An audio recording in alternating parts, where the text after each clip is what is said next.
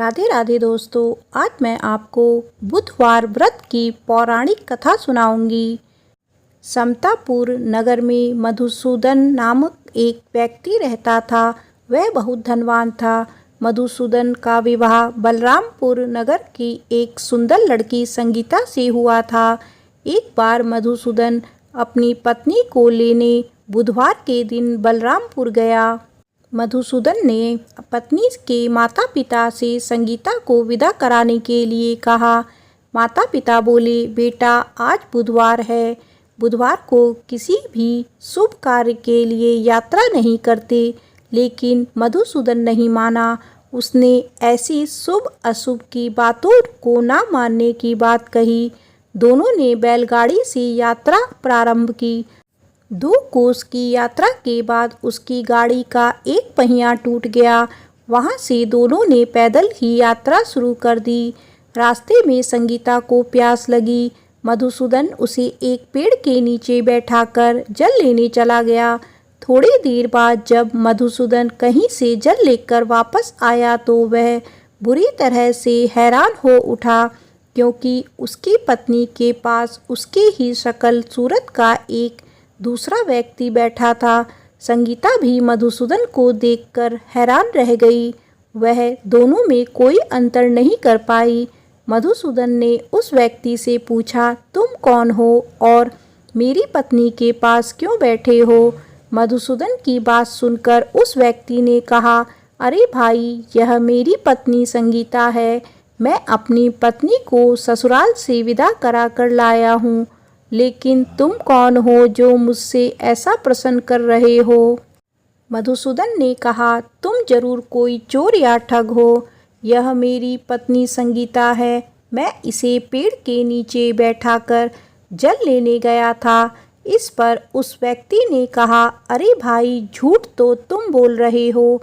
संगीता को प्यास लगने पर जल लेने तो मैं गया था। मैंने तो जल लाकर अपनी पत्नी को पिला भी दिया है।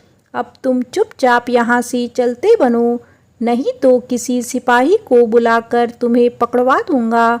दोनों एक दूसरे से लड़ने लगे। उन्हें लड़ते देख बहुत से लोग वहाँ एकत्र हो गए। नगर के कुछ सिपाही भी वहाँ आ गए। सिपाही उन दोनों को पकड़कर राजा के पास ले गए। सारी कहानी सुनकर राजा भी कोई निर्णय नहीं कर पाया। संगीता भी उन दोनों में से अपने वास्तविक पति को नहीं पहचान पा रही थी। राजा ने दोनों को कारागार में डाल देने के लिए कहा। राजा के फैसले पर असली मधुसूदन भयभीत हो उठा। तभी आकाशवाणी हुई, मधुसूदन, तूने संगीता के माता पिता की बात नहीं मानी और बुधवार के दिन अपने ससुराल से प्रस्थान किया। यह सब भगवान बुद्ध देव के प्रकोप से हो रहा है। मधुसूदन ने भगवान बुद्ध देव से प्रार्थना की, हे भगवान बुद्ध देव, मुझे क्षमा कर दीजिए। मुझसे बहुत बड़ी गलती हुई। भविष्य में अब कभी बुधवार के दिन यात्रा नहीं करूँगा और सदैव बुधवार को आपका व्रत किया करूँगा। मधुसूदन के प्रार्थना करने से भगवान बुद्ध देव ने उसे क्षमा कर दिया। तभी दूसरा व्यक्ति राजा के सामने से गायब हो गया। राजा और दूसरे लोग इस चमत्कार को देख हैरान हो गए। भगवान बुद्ध देव की इस अनुकंपा से राजा ने मधुसूदन और उसकी पत्नी को सम्मानपूर्वक विदा किया।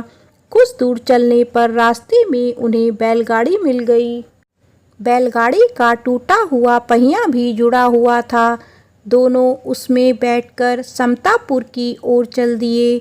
मधुसूदन और उसकी पत्नी संगीता दोनों बुधवार को व्रत करते हुए आनंदपूर्वक जीवन यापन करने लगे। इस तरह भगवान बुद्ध देव की कृपा से उनके यहाँ खुशियाँ बरसने लगी। इस तरह जो स्त्री पुरुष विधिवत बुधवार का व्रत करके व्रत कथा सुनते हैं, भगवान बुद्ध देव उनके सभी कष्ट दूर करते हैं। बुधवार व्रत की पौराणिक कथा समाप्त होती है।